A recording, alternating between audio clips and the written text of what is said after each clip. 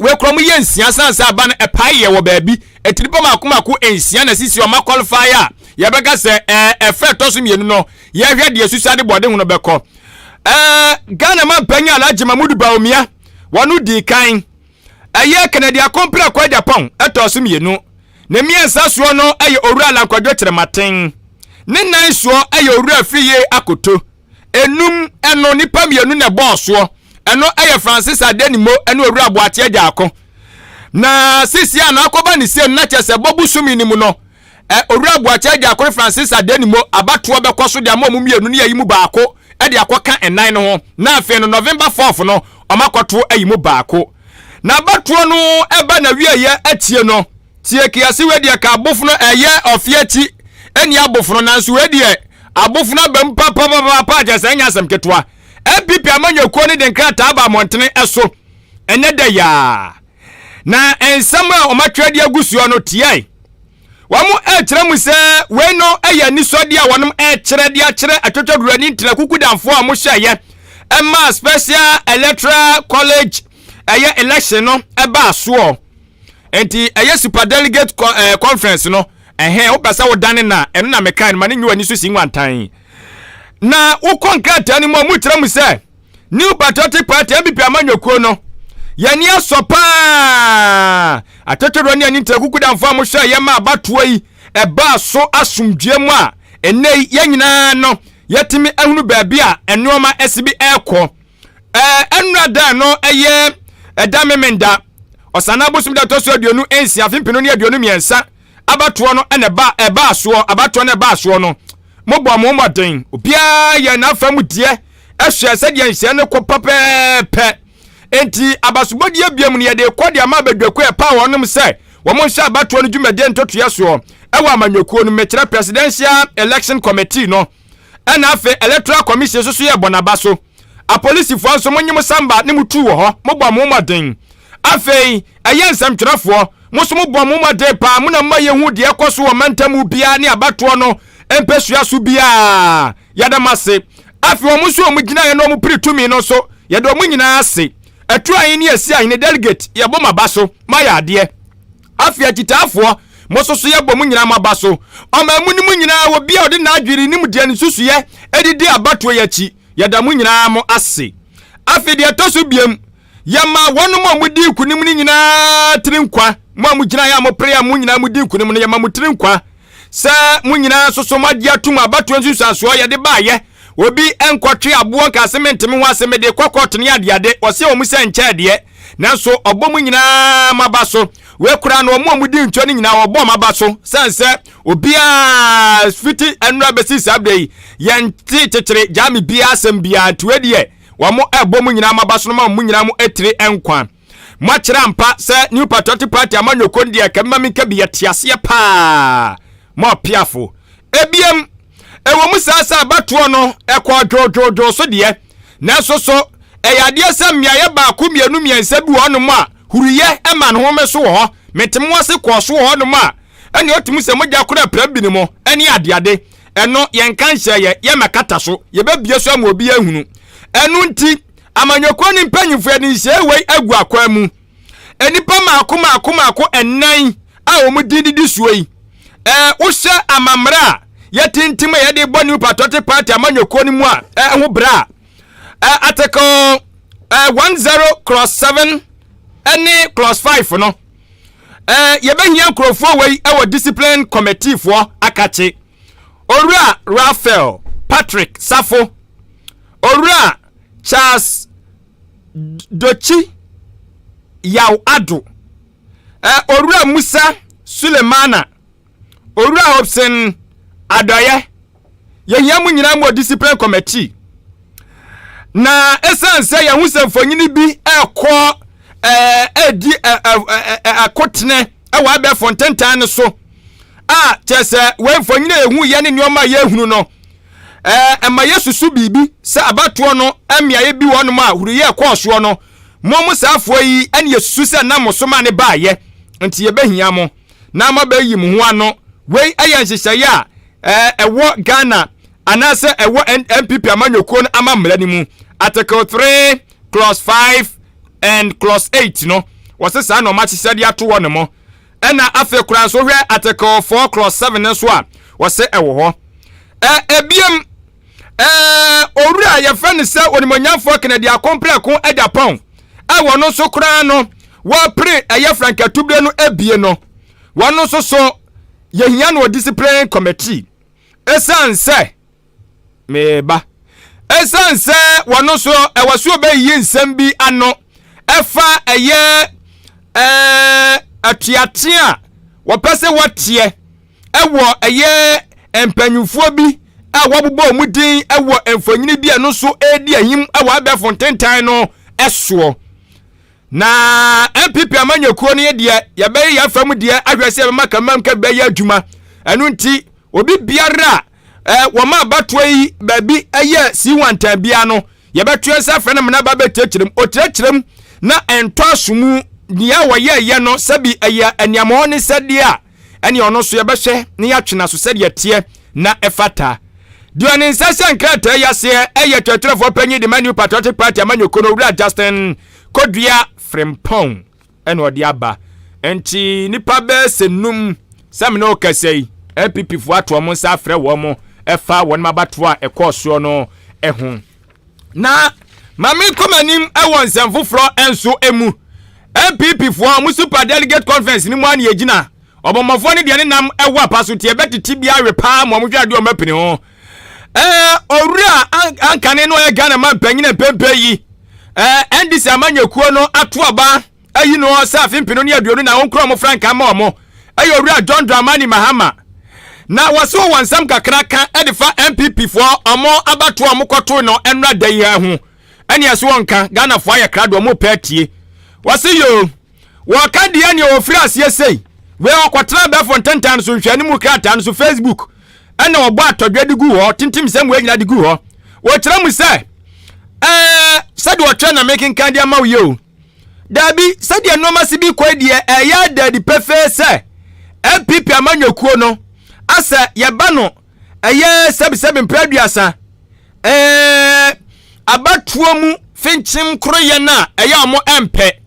dabia mu pe watimi wakame entokwasem enuoma di mogasem beba eno kwa na tisia no asa MPP amanyokuo no ya beka wo mudwumadie no mo hyehye ho de akosibro ni friend say violence no na wotira mu say wo hye o mo akasa bato mo to na nra dai na sadie ye jam bi mani ho na mogya pram bi no mo na wosiche se hadwini bebre a wodwini ho a wonte ase na wotoa so biam ekirem ese sa eye uruye watimi wakame mentem wase na ede ntokwasam ede sore ewa amanyosemu no ayade emwa emma sumdue ni pepepe yo enkoso ayade Ghana fo nso so yabukura nyoso esa na se ko toaso aye ni se ya na chese nei asumdue obi abonwu dawuro no MPP amanyoko de omonte so dogo bi enu abe wose se wohwemu a enfia bebre ni ana MPP amanyoko no omo akasa bato okura mu no pinchen ekoso ewo mu saa so na wohwe yabato ayeto no mamu ni nyina de first general election so a MPP foi ubehunu na ntokwa bi sore pe ubeduadua mu ano na efiri wo mo akache etu obuseo se we ne friend kamami kabina na democracy na ni we ya na akane Ghana man penyo John Dramani Mahama etu aso biam chemu se obi beka se waseda ene watu na ne MPP so ene opeso wo kan sam bi go mu fin wonu tu obetu mre ni wa kyerɛsie wo de bi ya mfato wa Ghana fo hu se ampa MPP fo ye ka no sabi mpraduasa entokwa o ma yesa abu ahuriye modam pom tirim da wo mu ntamu pa de no eno emfato bi ni se ayawa so west wagon o se mo kai afimpinu ni dun kono yakoya ba election eno kohwe de akoso wo ho eno ntinkoda abato eto no eye afimpinu ni aduonu general election no enipa makoma nwatwe no mohwere o monkwa wabra na nado dankwa kufado te akunya kase so no ono ye incumbent na enipa makoma nwatwe hwere o monkwa besi ne yenka anwasem eno so da ho no otamu se we nyina akoso no nyina no ya ade a Ghana fo wura mfida biara da se eye Ghana man panyini na nado dankwa kufado na bedeche Dr. Alhaji Mahmoud Baumia wo mo de ye kan mogasem ntokwasem ene pinche pa dia womo afro mu moja we ye nsem a eye aka ne Ghana man panyini na pepe otu franka dia ma MPP amanyo edisi mom kafra edisi amanyo kwa fimpino ne aduonu enan owura John Dramani Mahama akotra be fontantan so a agya wono so atimtim ade agu ho to ono so de no yate eyire na afa mayentu azuai ni akoya nim magajo ze na de ye woso a MPP amanyokuo ni mu na MPP amanyokuo ne no moto amaba no awie ye no aja ye bubo ya eye owura Dr. Alhaji Mahmoud Bawumia Ghana man panya be de kire odi nkunim ono na obowram awo ne camp a ene won mo bo na tidom eye campaign kase pa de ma no emu baako eye owura Sami Awuku ampempe yi oye opanyini kwankyerefo a won na tua National Lottery Authority anu opanyini akasa ne nsema todwa ekirem ese ekunumdia Ghana man panya be de che Dr. Alhaji Mahmoud Bawumia din anu ada no ama ekwa matene ama bibia kire ese nyakopon ya adoma November boshim da toso enan no Dr. Alhaji Mahmoud Bawumia obedi nkunim na wabekura MPP amanyokuo no wo franka watese gidi o manya no esopa esansa wo hwe mrasebe gafo amokoto aba ene afei okompesua sonso a eye tutrafo mo MPP amanyokuo no ba omoso koto amaba afei kura na totoru ani ntragukuda fo mo MPP amanyokuo no ekoto aba no na se do mutu dudom de ma Dr. Bawumia no wono kura no wadi no eye no nwanwa o man susu sa o enti ade kase o maye na kyerɛ sɛ mpa Ghana fo kondo se owura Muhammadu Bawumia awaso obabedi eye Ghana so no otimi ebua na wonde wogedie se sisia de ekwan mu ada ho bibibia kyerɛ sɛ Bawumia ono a no woba. Just 1, 2, 3, 4 regions. We won in all the 17 centers and 16 regions, with the 17th center also being the party headquarters. So the base of our party, the very rank and file of our party, they are giving an indication as to what they want to do come November 4th. No election is a top-up. November 4th, we are going to start the counting from 1. But what this does is that it gives a strong indication as to the direction the party wants to go. Because every department of the party voted through their representatives. If you take the national headquarters, they voted. If you take our external branches, they voted. If you take region by region, the leadership of our party in the region, the constituency chairman also did cast their vote as representatives of the polling stations and electoral areas. If you look at our National Council of Elders, meaning our elders of the party, did cast their ballot. Again, if you take the foundation members of our party, you take the National Council of our party, that's the second highest decision-making body, they also did vote. So every department of our party did participate in this process. Ahenkan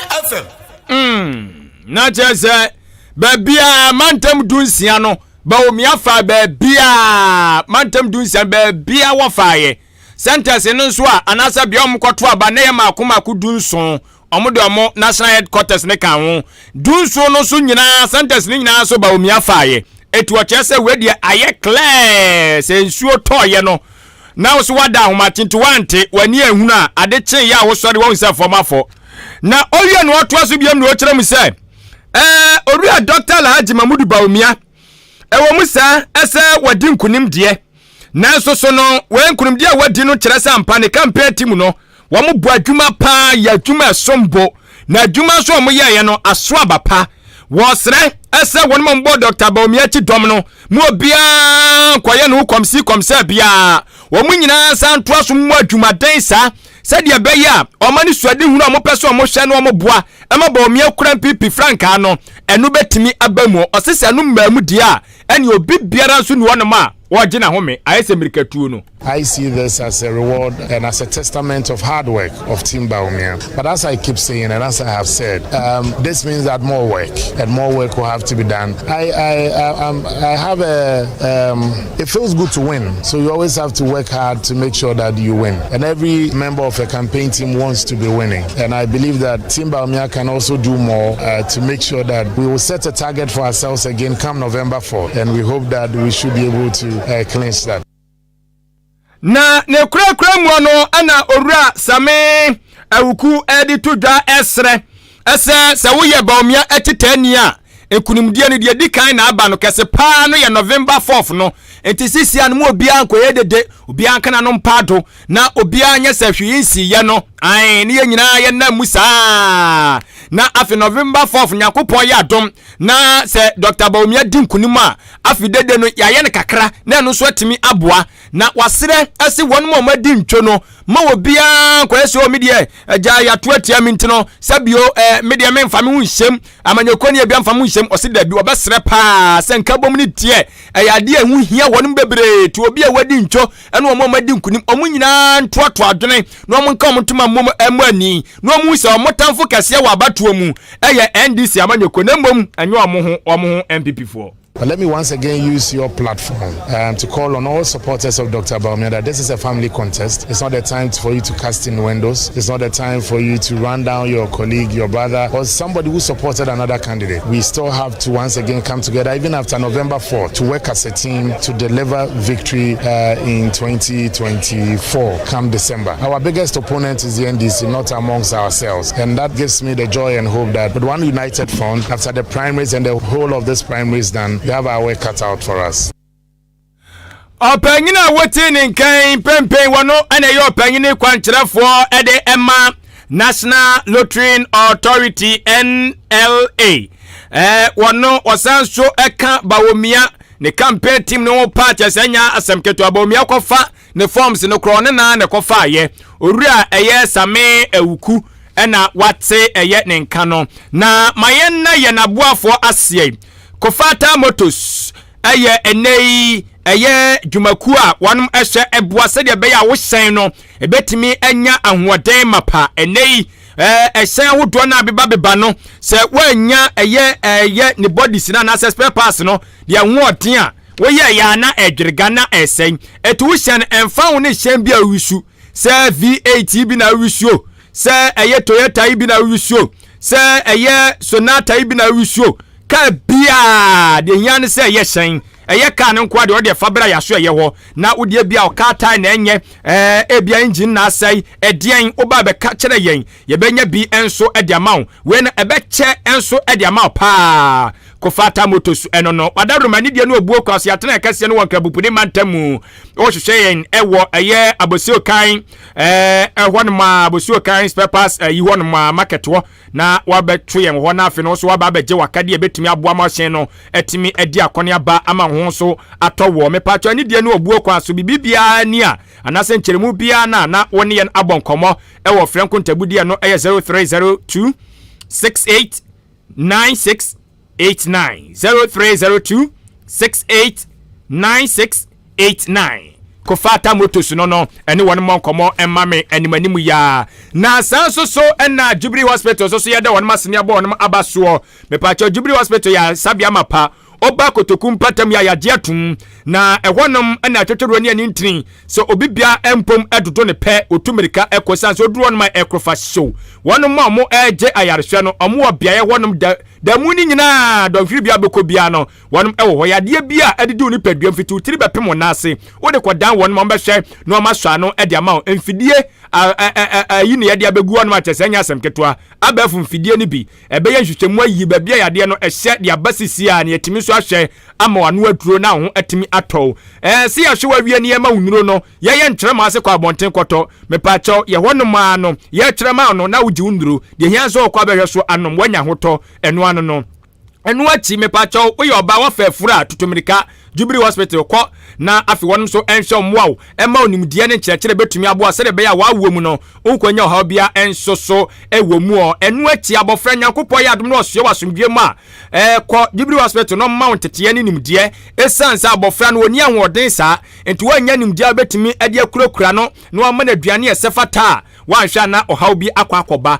wo ɔpemfo nso kora ohia nimdie nyanuane bia na wɔsɛ wudie sɛ de be ya woyam kuro nso nkɔfo ha bia emfa emma ne nyina no ba ma on kyerɛkyerɛ mepacho ye theater ho si wapra se ye honam na ani ana honam no mu mepacho ba bibia wapra bia wose ye de homa ene mpane bia wura widie mu no ode ba ye be ye ne kama operation no wa bra kyerɛ no nkonya ha bia nso so ɛwɔ ho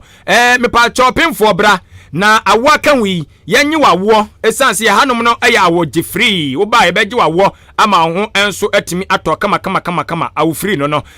mepacho yade bia se wo ani yade tutumnika ko Jubilee hospital na wonom so enhwe emwa diabetes ne hypertension yare boni wudi ne ho agro beto na mo nsia do sisi a ti aseda apena tena ya ti aseda fiada no pa bia wo ba ya so ye wonom a ye ma ncheche nim die bia betumi abo na yade yi watimi etu na se mepacho nuani bia obeto ewo yakachi bia no ya hwese nuane no eho te udi a emfa yale foforo bia emre wo ni padua afe ne kurakura mu no apomdin si achiba health insurance na mepacho ankura de ne aban de no ni nyina no ye gibi o ya so a eye adwuma na atimi enso aboa wo na woduani kire mu ewo eye odabo abo kwantempo no eso amantra bridge no so no ma ana behu ya tena ye eni de no obuo kwa so se wo free eye odan ana aduani kire mu ewo aboabo eye wonsa benkum so amantra bridge no so sanso ana se wo free eye aboabo na wokọ odan eye wonsa nifa so amantra bridge no so no ma tia no ahye ne so de amame enkire mu de aburu me die so no ne mpanfo kasa no agye no 0244 575799 0244 575799 and after 0241 784645 0241 784645 Jubilee Hospital no wayal safie mapa ko na kwaja pomden na no man konkan emfa emma abusuafo ye begina aboafo nkrato yi na yede eye anwumre no nsia Ahenkan Kasiebo ne de si na mmom ansa na amanfo adwenkyere ba ko mienu miensa bia aba no mamfa ntwa mu emfa maw sama ba edina edina de aba na ochemu se relegation zone new patriotic party by yate ntibawmia opesa ochese MPP ko opposition ana sa no pese wokan se football mu de ka se relegation de aje se away enu achi na Pedro wa Madina so de ne de aba wono so echem se eye Kumase Tano so Casban Junction obutuo a wono so enjoy ye da se bebre nyame nhiraw Master Planner Junior Kentampo tem se MPP special delegate elections no o se na successful bibia akoboko aseda enka otutre ni a wotua MPP amanyoko no ano owura Steven Intim lawyer Henry Nanabuache lawyer Justin Kodua Frimpong and